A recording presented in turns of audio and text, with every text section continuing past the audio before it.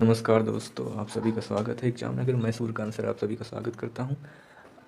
तो जैसे कल मैंने कहा था कि युद्ध की भारतीय इतिहास के जो प्रमुख युद्ध हैं उनकी एक सीरीज मैं लाने वाला था। तो कल हमारी प्रथम सीरीज आई थी जो कि महामैराथन होने वाली थी, लेकिन किन्हीं कारणवश वो नहीं हो पाई थी, तो उसी को मैंने सीरीज में बदल दिया। तो अब 500 जो प्रश्न थे उन्हीं को अब छोटे छोटे हिस्सों में बांट करके हम लाएंगे। तो बढ़ते हैं आज के पहले प्रश्न पर, जो आज का हमारा पहला प्रश्न है दोस्तों। और ये जो भी प्रश्न हैं तो ये हर साल कॉम्पिटेटिव एग्जाम में हर साल रिपीट किए जाते हैं, जैसे कि एसएससी, यूपीएससी, सभी कॉम्पिटेटिव एग्जाम में रिपीटेड एवं सिलेक्टेड क्वेश्चन लिए गए हैं दोस्तों। तो चैनल को सब्सक्राइब करें और ऐसे ही वीडियो देखने के लिए। तो बढ़ते हैं आज के पहले प्रश्न पर, जो आज का हमारा पहला प्रश्न है।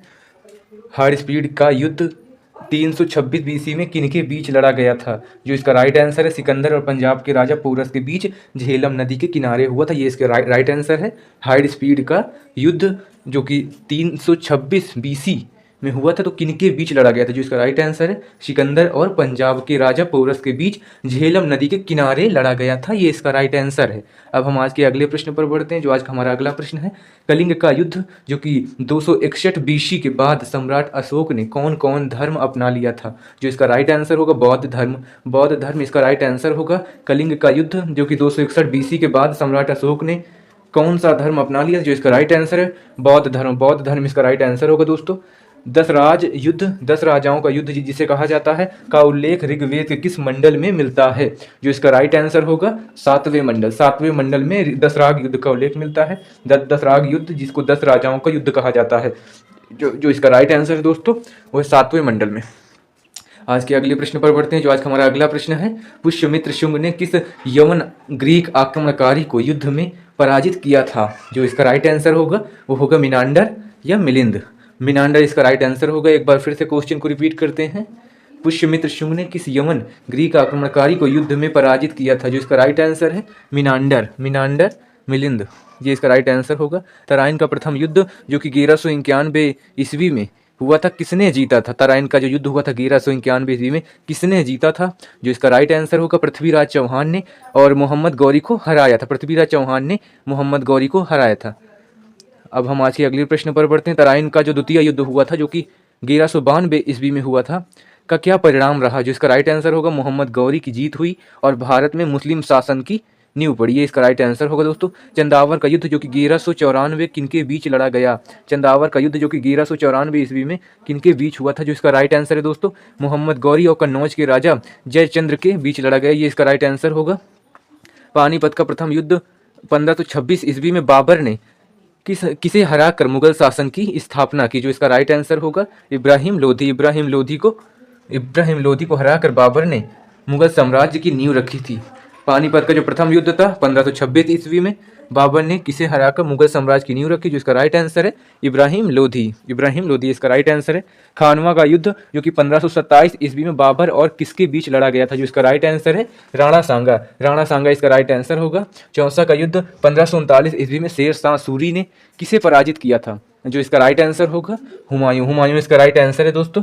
चौसा का युद्ध जो कि 1539 ईस्वी में शेर शाह सूरी ने किसे पराजित किया? जो इसका राइट आंसर है, हुमायूं। हुमायूं इसका राइट आंसर होगा। कन्नौज बिलग्राम का युद्ध जो कि 1540 ईस्वी के बाद हुमायूं को भारत छोड़कर कहाँ शरण लेनी पड़ी? जो इसका राइट आंसर होगा, ईरान। ईरान फारस इसका राइट आंसर होगा। कन्नौज बिलग्राम का युद्ध 1540 ईस्वी के बाद हुमायूं को भारत छोड़कर कहाँ शरण लेनी पड़ी? जो इसका राइट आंसर है, ईरान फारस। ईरान फारस इसका राइट आंसर होगा। पानीपत का द्वितीय युद्ध, पानीपत का जो द्वितीय युद्ध हुआ था 1556 ईस्वी में किनके बीच हुआ था? जो इसका राइट आंसर है, अकबर। अकबर के जो संरक्षण थे बैरम खान थे उस वक्त। अकबर के जो संरक्षण थे वो बैरम खान थे और हेमू के बीच हुआ था। अकबर और हेमू के बीच हुआ था। पानीपत का द्वितीय युद्ध 1556 ईस्वी में किनके बीच हुआ था? तो अकबर और हेमू के बीच हुआ था। ये इसका राइट आंसर है दोस्तों। तालीकोटा का युद्ध 1565 ईस्वी में किस महान साम्राज्य के पतन के कारण बना? जिसका राइट आंसर है, विजयनगर साम्राज्य। विजयनगर साम्राज्य इसका राइट आंसर है दोस्तों। आज के अगले प्रश्न पर बढ़ते हैं। हल्दी घाटी का युद्ध जो कि 1576 ईस्वी में मुगल सेना का नेतृत्व किसने किया था? जिसका राइट आंसर है, राजा मान सिंह। राजा मान सिंह इसका राइट आंसर होगा। हल्दी घाटी का युद्ध 1576 ईस्वी में मुगल सेना का नेतृत्व किसने किया था? जो इसका राइट आंसर है, राजा मान सिंह इसका राइट आंसर होगा। धर्मत का युद्ध जो कि 1658 में किनके बीच लड़ा गया था, जो इसका राइट आंसर है औरंगजेब और दारा शिकोह उत्तराधिकार की जंग हुई थी औरंगजेब और दारा शिकोह के बीच में। प्लासी का युद्ध जो कि 1757 ईस्वी में अंग्रेजों की जीत का मुख्य कारण क्या था, जिसका राइट आंसर है मीर जाफर की गद्दारी रॉबर्ट क्लाइव के नेतृत्व में जीत। मीर जाफर गद्दारी और रॉबर्ट क्लाइव के नेतृत्व में जीत, ये इसका राइट आंसर है। वांडीवास का युद्ध जो कि 1760 ईस्वी में किन दो यूरोपीय शक्तियों के बीच हुआ था, जिसका राइट आंसर है अंग्रेज और फ्रांसीसी इसका राइट आंसर होगा। पानीपत का तृतीय युद्ध 1761 में अहमद शाह अब्दाली ने किसे हराया, जो इसका राइट आंसर है मराठों को अहमद शाह अब्दाली ने हराकर पानीपत का तृतीय युद्ध जो कि 1761 ईस्वी में अहमद शाह अब्दाली ने किसे हराया, जो इसका राइट आंसर है मराठों इसका राइट आंसर है। अब आज के अगले प्रश्न पर बढ़ते हैं। बक्सर का युद्ध 1764 के समय बंगाल का गवर्नर कौन था, जो इसका राइट आंसर है वेंसी टार्ड। अंग्रेजी सेना का नेतृत्व हेक्टर मुनरो ने किया था उस वक्त। आज के अगले प्रश्न पर बढ़ते हैं। श्रीरंगपट्टनम की संधि किस युद्ध के बाद हुई थी, जो इसका राइट आंसर है तृतीय आंग्ल मैसूर युद्ध इसका राइट आंसर है। श्रीरंगपट्टनम की संधि किस युद्ध के बाद हुई थी, जो इसका राइट आंसर तृतीय आंग्ल मैसूर युद्ध। चतुर्थ आंग्ल मैसूर युद्ध 1799 में किसकी मृत्यु हुई थी, जिसका राइट आंसर है टीपू सुल्तान इसका राइट आंसर है। बेशिंग की संधि 1802 का किस पेशवा ने हस्ताक्षर किया था, जिसका राइट आंसर होगा बाजीराव द्वितीय इसका राइट आंसर होगा। बेशिंग की संधि पर किस पेशवा ने हस्ताक्षर किए थे, जिसका राइट आंसर है बाजीराव द्वितीय। चिलियनवाला का युद्ध किनके बीच हुआ था, जिसका राइट आंसर है सिख सेना और अंग्रेजों के बीच हुआ था। वैसे चिलियनवाला का युद्ध 1849 ईस्वी में हुआ था और किनके बीच हुआ था, तो सिख सेना और अंग्रेजों के बीच हुआ था, ये इसका राइट आंसर है दोस्तों। अब आज के अगले प्रश्न पर बढ़ते हैं। आंग्ल नेपाल युद्ध जो कि 1814 से 1816 तक चला और किस संधि के साथ समाप्त हुआ, तो सुगौली की संधि के साथ समाप्त हुआ। किस युद्ध को भारत में अंग्रेजी राज्य की वास्तविक नींव माना जाता है, जिसके राइट आंसर है बक्सर का युद्ध, क्योंकि इसमें 3 बड़ी शक्तियों की हार हुई थी, इसका राइट आंसर है। प्रथम आंग्ल सिख युद्ध के समय भारत का गवर्नर जनरल कौन था, जिसका राइट आंसर होगा लॉर्ड हार्डिंग इसका राइट आंसर होगा। प्रथम आंग्ल सिख युद्ध के समय भारत का गवर्नर लॉर्ड हार्डिंग था। किस युद्ध के बाद मराठा शक्ति पूरी तरह समाप्त हो गई, जिसका राइट आंसर होगा तृतीय आंग्ल मराठा युद्ध 1857 से 1817 किस युद्ध के बाद मराठा शक्ति पूरी तरह समाप्त हो गई, तो तृतीय आंग्ल मराठा युद्ध जो कि 1817 से 1818।